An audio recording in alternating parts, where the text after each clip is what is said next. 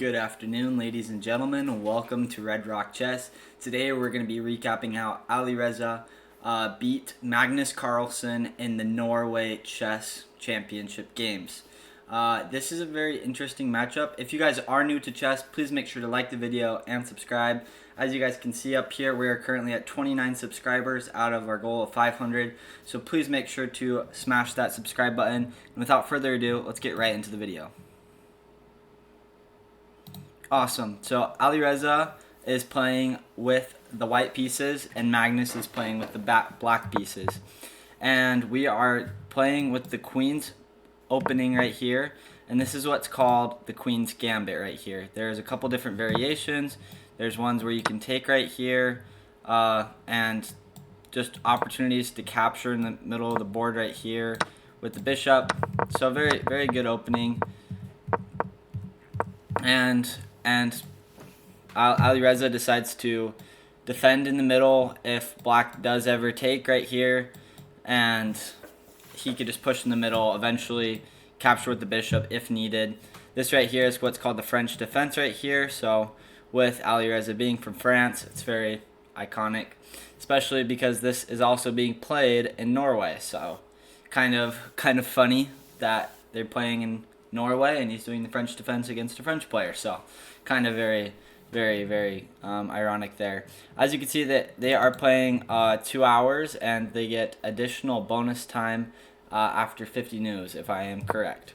So Magnus brings out his knight, and the reason for that is that he's trying to create a strong center of the board, and especially if white were to ever capture it here, there's just a strong center, and it's matching Alireza, but however, there's still some good opportunities to create a strong attacks right there. So both players decide that they don't want the bishops coming out to pin them to the king or the queen, so they both put out these, and especially in longer time controls and variants, it's very popular and it's a very common move that you'll see to have these pawns pushed up right in this position. And Magnus decides to bring his c-pawn into action and start attacking the center of the board. This is very common that you'll see a lot of high-level players do, that they push all their pawns up in that C and D files. Right here, the best move to do is for this c-pawn to take right here, and then for the queen to capture it back. And Magnus decides to take right here with the d-pawn. Right here, the bishop starts to develop out. You are also looking at bringing out your bishop. The best thing for the knight to do right here is to come in, bring some support in to attack the center of the board. That's exactly what Magnus does. It's just creating a really good threat, and Alireza, knowing that, defends it. This right here is for that exact same reason. There's just a lot of attackers coming to this square that could just jump right there, and you just don't want that to be a future problem, because this bishop right now is also defending it, so you don't want to create any forks. Magnus knows that, and you can see Magnus took a lot of time to think about his last couple moves, so he's really got to think a little bit faster, especially with high level players like Alireza. 30 minutes to 20 minutes can be a long time. And this move right here is simple, just a castle short, and this is a very powerful move because it doesn't let the bishop ever leave. And right here, the point of this is to start breaking down the center of the board. You want the knight to take. The best thing to actually do is to move your bishop to d6 right here. It's creating a strong attack on this right here, and then after castles right here, you're looking at bringing out bishop f3 as well, which would be putting bishop f5. So great opportunities for both players right here, and that's exactly what happens, except for Magnus castles in this case. This bishop is brought in back. There's a lot of opportunities if they need to escape as well. This bishop does eventually get brought out to f5. The pawn gets pushed up. The reason why this isn't one of the strongest moves is because, the reason why it is such a strong move is because it not only attacks but defends this knight in the center of the board, but it also creates some opportunities to finally bring some more pieces into the game. You're eventually looking at doing this right here. And this bishop right here is creating a strong attack right there. So eventually you're just waiting. There's no need to take this knight right here. It's okay to take this right here and wait for it to be taken.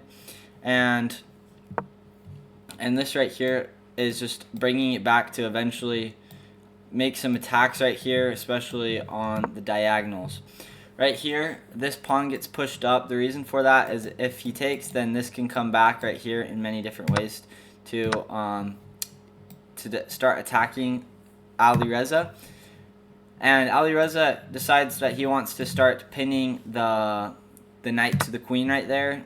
The best thing to do right here is just take right back. And then the best move is to take with your bishop right here, actually. And the reason for that is once this bishop takes right there, the best thing to do is to use your knight right here to actually take right here.